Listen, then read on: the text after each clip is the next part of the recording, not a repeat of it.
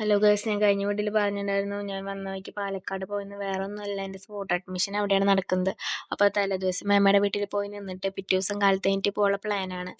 അപ്പോൾ പോണ വഴിക്കാണെന്ന് വെച്ചാൽ അമ്മയ്ക്ക് ഗുളിക വാങ്ങണമായിരുന്നു, അത് വാങ്ങി. അപ്പോൾ ശക്തനിൽ ചെന്ന് നിൽക്കുകയാണ്, വല്ല ബസ് ഉണ്ടോയെന്ന്. ലാസ്റ്റ് ഒരു ബസ് ഉണ്ടായിരുന്നു, അത് കിട്ടിയില്ലെങ്കിൽ അത് പോക്ക് ക്യാൻസലായേനെ. പിന്നെ എനിക്ക് വയ്യ തിരയാൻ, കൊല്ലത്തുനിന്ന് തൃശ്ശൂരിൽ നിന്ന് പാലക്കാട്. അപ്പം എന്നെ വയ്യ, അതുകൊണ്ട് തന്നെ നാളെ ഞാൻ പോവില്ല. പിന്നെ ഞാൻ ബസ്സിൽ കയറി വയ്ക്കുന്ന ക്ഷീണമായിട്ട് ഇവിടുന്ന് ഉറങ്ങി. പിന്നെ ഇറങ്ങണോടത്ത് പാപ്പൻ വന്ന് നിൽക്കണ്ടായിരുന്നു വണ്ടിയും കൊണ്ട്. അപ്പോൾ പിന്നെ ഉണ്ണി മേമയ്ക്കുള്ള കാരണം തന്നെ കുറച്ച് സാധനങ്ങളൊക്കെ വാങ്ങാമെന്ന് വിചാരിച്ച് ഒരു ബേക്കറിയിലൊക്കെ നിർത്തി. അപ്പോൾ പാപ്പൻ പറയുന്നു ഉണ്ണിക്ക് വയ്യ, പനിയൊക്കെയാണെന്ന്. അപ്പോൾ പിന്നെ ഞങ്ങൾ കുറച്ച് ഫ്രൂട്ട്സും കൂടി വാങ്ങി. പിന്നെ വിശക്കണോണ്ട് 2 സ്നിക്കേഴ്സ് കഴിച്ച് അഡ്ജസ്റ്റ് ചെയ്തു. പിന്നെ ഞങ്ങൾ വീട്ടിൽ വന്നപ്പോൾ അവനവിടെ നോക്കിക്കണ്ടായിരുന്നു വയ്യെങ്കിലും. പിന്നെ അവന് വാങ്ങിയ സാധനങ്ങളൊക്കെ ഞങ്ങളാണ് കഴിച്ചത്. പിന്നെ പിറ്റേ ദിവസം കാലത്ത് എൻ്റെപ്പോൾ നല്ല ചൂട് ദോശയൊക്കെ സെറ്റാക്കിയിട്ടുണ്ടായിരുന്നു. പിന്നെ ഇടയ്ക്ക് കുറച്ച് ആപ്പിളും കഴിച്ചു.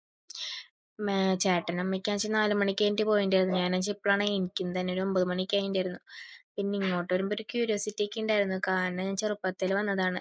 ഇന്നലെ കണ്ട ഉണ്ണിയില്ലേ, ആ ഉണ്ണി പ്രസവിക്കുന്നതിനേക്കാളും മുമ്പ് ഉണ്ണിക്ക് 13 വയസ്സായി. ഇപ്പോൾ എന്താ പറയുക, അത്രയും വർഷമായി വന്നിട്ട്. അപ്പോൾ വിചാരിക്കേണ്ട വലിയ ബോണ്ടൊന്നും ഉണ്ടാവില്ലാത്ത ഫാമിലിയാണ്. പക്ഷെ അങ്ങനെയല്ല, നല്ല ബോണ്ടുള്ള ഫാമിലിയാണ്. ബട്ട് ദൂരമുണ്ട്, വൊമിറ്റ് ചെയ്യുമെന്ന ഇഷ്യൂ കൊണ്ടാണ് വരാണ്ടിരുന്നത്. ബട്ട് ഇപ്പം 2 മണിക്കൂർ എന്നൊക്കെ പറഞ്ഞ് ചെറിയ കേസായി. പിന്നെ ഇപ്പോൾ എൻ്റെ വീടിൻ്റെ അവിടേക്ക് വല്ല കോഴിനാണ്ട് ഞാൻ കല്ലെടുത്തെറിയും. ഇപ്പോൾ ഇവിടെ ആയതുകൊണ്ട് ഇവരുടെ കോഴിയല്ലേ, അങ്ങനെ ചെയ്യാൻ പറ്റില്ലല്ലോ. അതുകൊണ്ട് കുറച്ച് അരിമണിക്ക് ഇട്ട് കൊടുത്തു. ഇവർ മടിയിലൊക്കെ വെച്ചിട്ടാണ് കോഴിക്ക് അരിമണിക്ക് ഇട്ട് കൊടുക്കുക. എന്താ ചെയ്യുക, മൃഗസ്നേഹം.